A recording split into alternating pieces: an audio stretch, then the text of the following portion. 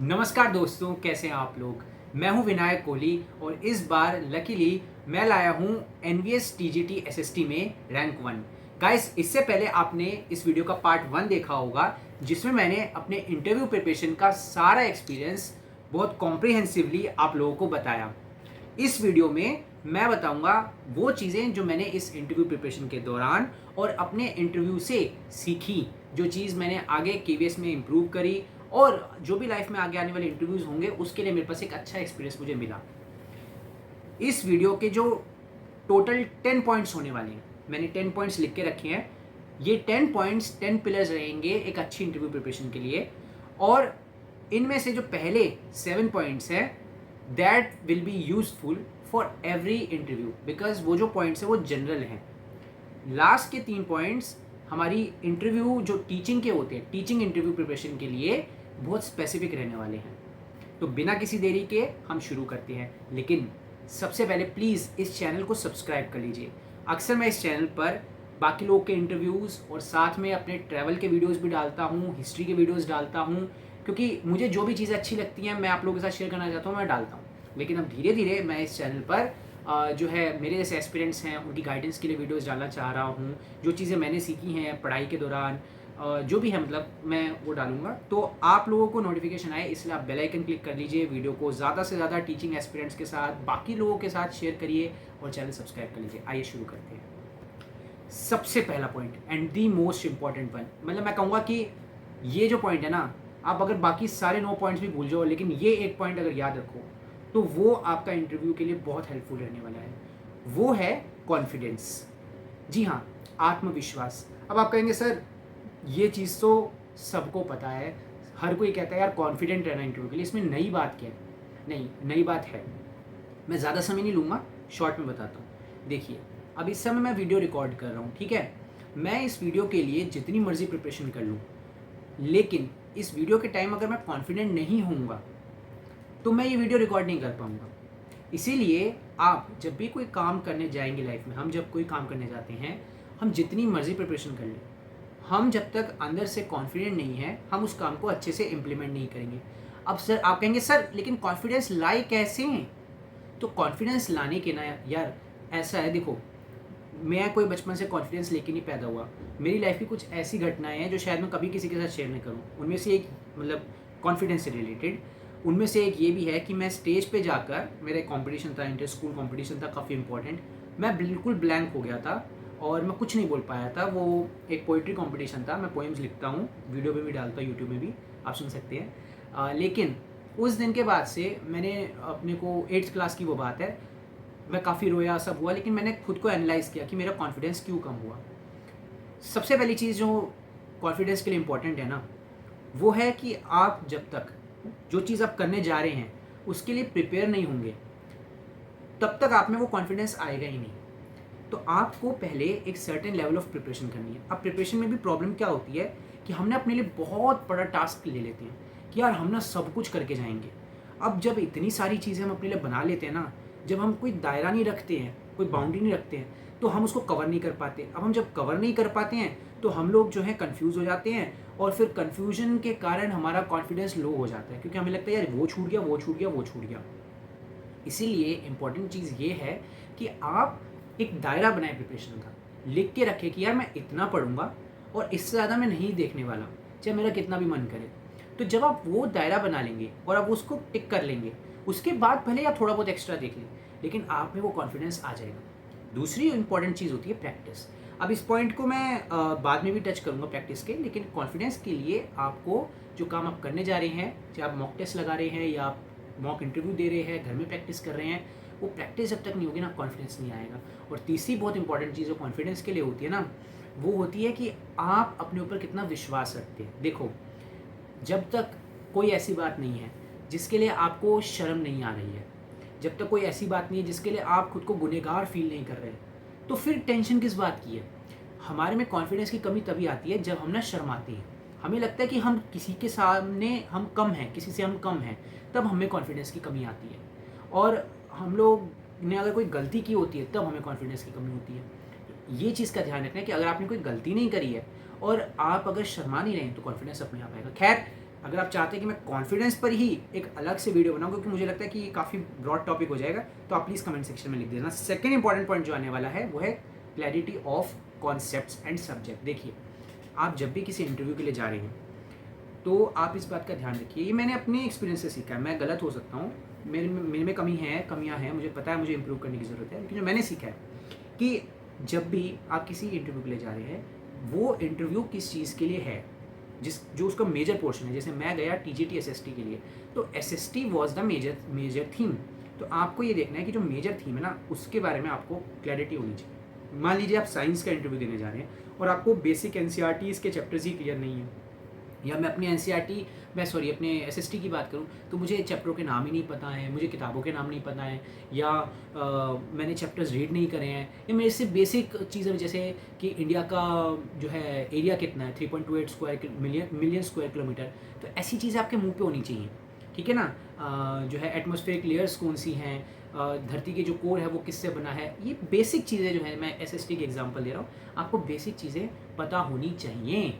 जब आपको ये पता रहेंगी तो ऑटोमेटिकली, मैंने जैसे पहले बोला, कॉन्फिडेंस आएगा और आपका इंटरव्यू अच्छा होगा। तो सब्जेक्ट पे अपनी पकड़ जो है ना, वो बनानी बहुत इंपॉर्टेंट है। तीसरी इंपॉर्टेंट चीज़ जो है ना, कि किसी भी तरह की ना फेकिंग नहीं करनी है, लाइंग नहीं करनी है। फेक मतलब कि आपको किसी तरीके का ऐसे नहीं करना, वो बोलते हैं ना, कहावत है, fake it until you make it. यार ऐसा ना इंटरव्यूज़ में नहीं चलता। मेरा जो एक्सपीरियंस है ना, मैंने लाइफ में 2-3 अच्छे इंटरव्यूज़ दिए हैं, जिसमें से ये एनवीएस का भी एक है।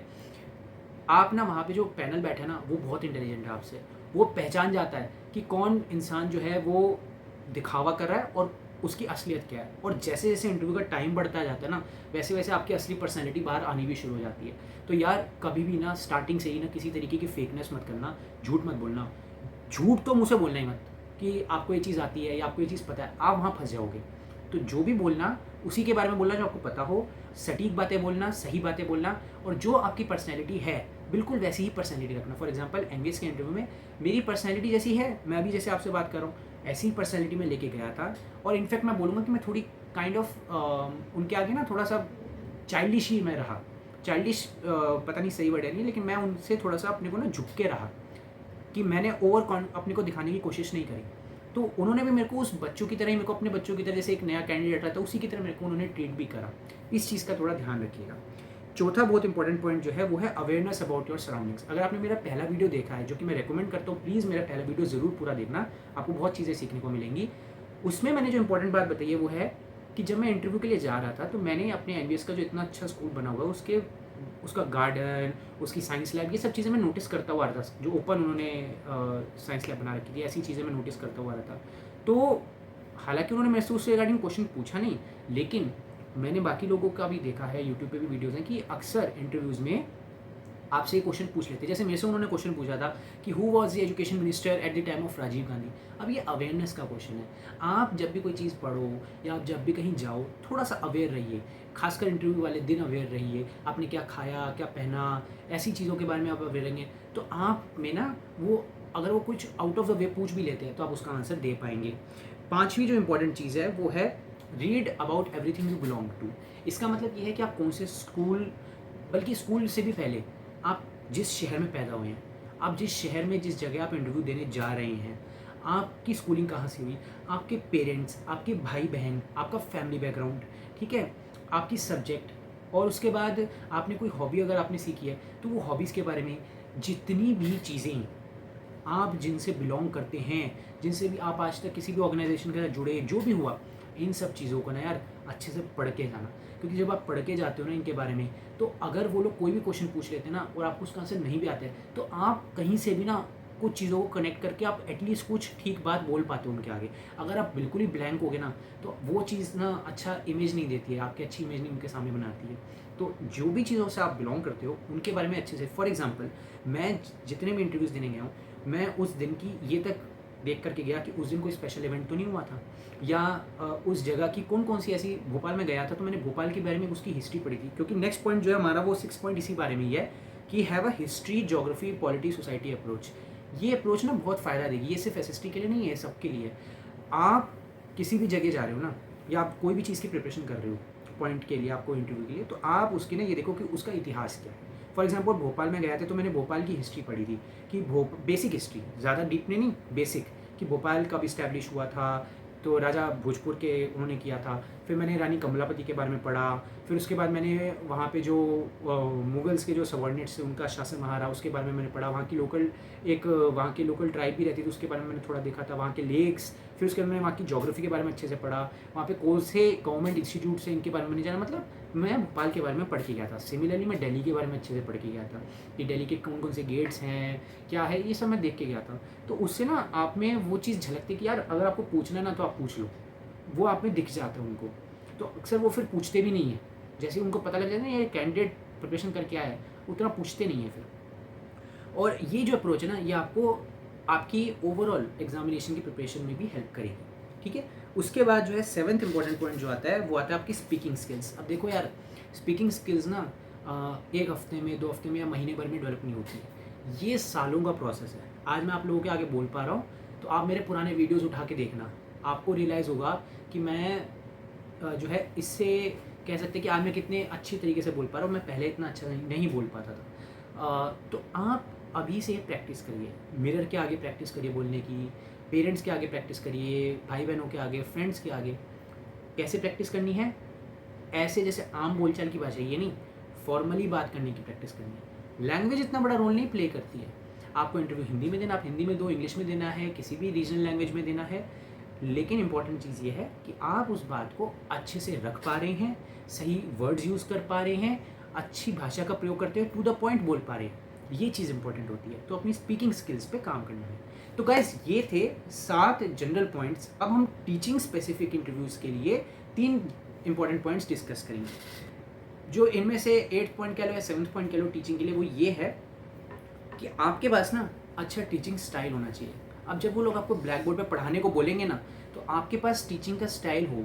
आप स्टोरी टेलिंग, जैसे मुझे स्टोरी टेलिंग बहुत पसंद है, तो आप स्टोरी टेलिंग लेना चाहेंगे, या आप कह सकते हैं कि आप डिडक्टिव अप्रोच लेना चाहेंगे, या फिर आप पार्टिसिपेटिव अप्रोच लेना चाहेंगे, आप प्ले वे अप्रोच लेंगे, आप बिल्डिंग्स को एज अ मॉडल यूज़ करना चाहेंगे, मतलब स्कूल बिल्डिंग को एज अ मॉडल यूज़ करना चाहिए। बेसिकली मतलब आपकी टीचिंग स्टाइल नंबर 1 इंटरेक्टिव होनी चाहिए। दूसरी चीज़, स्टूडेंट्स का पार्टिसिपेशन, मतलब जो वहाँ पे पैनल बैठे हैं वो होना चाहिए। तीसरी चीज़, आप टीचिंग करते हुए जो आप पढ़ाना चाहते हैं वो चीज़ ना उनको समझ आनी चाहिए, रटा रटाया मत बोलिएगा, ठीक है। क्योंकि हम जब, मेरे कई फ्रेंड्स हैं, मैंने उनको देखा कि बहुत रटा रटाया करके गए थे। एक मेरी फ्रेंड के साथ इंसिडेंट भी हुआ, वो रटा रटाया करके गई थी, मतलब प्रिपरेशन करके गई थी अच्छी खासी, बट उससे एक बहुत डिफिकल्ट चैप्टर अनलकीली उससे पूछ लिया, वो थोड़ा नर्वस हो गई थी। तो ऐसा नहीं होना चाहिए। आप ऐसी टीचिंग स्टाइल आप अपने अंदर डेवलप करिए कि आपको वो कोई भी चैप्टर दे देना, आप उसको अच्छे से पढ़ा सके, एटलीस्ट उसका बेसिक आप उनको बता सकें, ठीक है ना। ये चीज़ हो गई। और फिर उसके बाद जो 8th और 9th पॉइंट है, 2nd पॉइंट जिसको हम कहेंगे, वो है टीचिंग टॉपिक्स। अब देखो, टीचिंग करने के लिए, वहाँ पे मॉक टीचिंग करने के लिए ना, हमें नहीं पता कि वो कौन सा टॉपिक देने वाले हैं, हमें ये भी नहीं पता कि वो हमसे टॉपिक पूछेंगे या नहीं पूछेंगे, लेकिन इंपॉर्टेंट चीज़ ये है कि हम कौन सा टीचिंग टॉपिक अपने लिए प्रिपेयर करके जा रहे हैं। तो फॉर एग्जांपल एसएसटी में मैंने हिस्ट्री के लिए 2 टॉपिक्स प्रिपेयर किए थे, ज्योग्राफी के लिए, पॉलिटिकल साइंस के लिए, इकोनॉमिक्स के लिए, अलग अलग क्लासेस से, ठीक है ना। इससे क्या रहेगा कि आपके 7-8 टॉपिक तो वैसे ही प्रिपेयर हो गए, तो पॉसिबिलिटी बढ़ गई कि शायद इनमें से कुछ आ जाए। नहीं तो अगर आपको वहाँ जाके कुछ मन करता है कि मैं चेंज कर लूँ, जैसे मेरे साथ हुआ था, आपने पहली वीडियो में सुना होगा, या फिर अगर वो लोग आपको ऑप्शन देते हैं तो आप सही ऑप्शन चूज़ कर सकते हैं। टीचिंग टॉपिक्स अगर आपके ऐसे हैं जो उनको यूनिक लगे, जो आपको पढ़ाने में आसान लगे और जिसको आप अच्छे से पढ़ा सके, तो वो आपको अच्छे मार्क्स दिलवा सकता है, ठीक है। और लास्टली जो 10th पॉइंट और फाइनल पॉइंट हमारा है वो है प्रैक्टिस। गाइस, मैं इससे ज़्यादा एम्फेसाइज नहीं कर सकता। मैंने हिमांशी मैम के साथ जो मेरा इंटरव्यू हुआ था, मैम ने, I was very lucky, ma'am से मेरी बातचीत हो पाई, तो उसमें भी मैंने एक बात को जो है पॉइंट आउट किया है कि हमने फ्रेंड्स का एक ग्रुप बनाया था, हम रेगुलर सेशंस लेते थे आपस में। एक दिन पैनलिस्ट मैं बन जाता था, एक दिन वो लोग पैनलिस्ट बनते थे, आपस में मिलकर हम एक दूसरे का इंटरव्यू लेते थे। इससे हमारी काफ़ी अच्छी प्रिपरेशन हो गई थी। आप अगर आपके फ्रेंड्स के साथ नहीं कर सकते, आप अपने पेरेंट्स के सामने कर लीजिए, अपने बहन भाई के सामने कर लीजिए। बेसिकली आपको प्रैक्टिस तो करनी है। आप किसी भी इंटरव्यू में डायरेक्ट नहीं जा सकते, किसी भी एग्ज़ाम के लिए आप डायरेक्ट नहीं बैठ सकते। चाहे आपको मॉक टेस्ट लगाना है, मॉक इंटरव्यू लगाना है, ज़रूरी नहीं है कि अगर आप अफोर्ड नहीं कर सकते हैं कोचिंग इंस्टीट्यूट्स का मॉक इंटरव्यू, तो आप घर में प्रैक्टिस कर सकते हैं। नहीं तो अगर आपको कोचिंग से अगर बेहतर लगता था वो देख लीजिए, आपके ऊपर है। लेकिन प्रैक्टिस करना बहुत इंपॉर्टेंट है। ये थे 10 इंपॉर्टेंट पॉइंट्स। लेकिन रुकिए, जाने से पहले मैं आपको एक बात बताना चाहता हूँ। मैं कोशिश करूँगा कि आपके डाउट्स के आंसर्स मैं आपको दूँ, तो इसलिए कमेंट सेक्शन में यार प्लीज़ अपने डाउट्स लिखना। जो भी चीज़ें मेरे से पूछनी है प्रिपरेशन के रिगार्डिंग, इंटरव्यू के रिगार्डिंग, किसी भी रिगार्डिंग, मैं उसके आंसर्स दूंगा। नेक्स्ट टाइम आप क्या चाहते हैं कि मैं किस टाइप के वीडियोस बनाऊँ, कौन सी चीज़ें हैं, तो उसके बारे में भी प्लीज़ आप लिखना, मैं बताऊंगा। ये सिर्फ टीचिंग स्पेसिफिक एग्ज़ाम्स के लिए नहीं है, ये सभी एग्ज़ाम्स के लिए है। मैंने कई टाइप के एग्ज़ाम्स दिए हैं, मेरे अलग अलग एक्सपीरियंसेस रहे हैं, मैं वो एक्सपीरियंसेस शेयर करना चाहता हूँ। आप पर है कि आप कौन से एक्सपीरियंसेस में से लेना चाहते हैं, क्योंकि मुझे भी सीखने का बहुत मौका मिलेगा इससे। ठीक है, तो ऑल द वेरी बेस्ट आप जिस भी इंटरव्यू के लिए जा रहे हैं। और इसी के साथ जो है जय हिंद।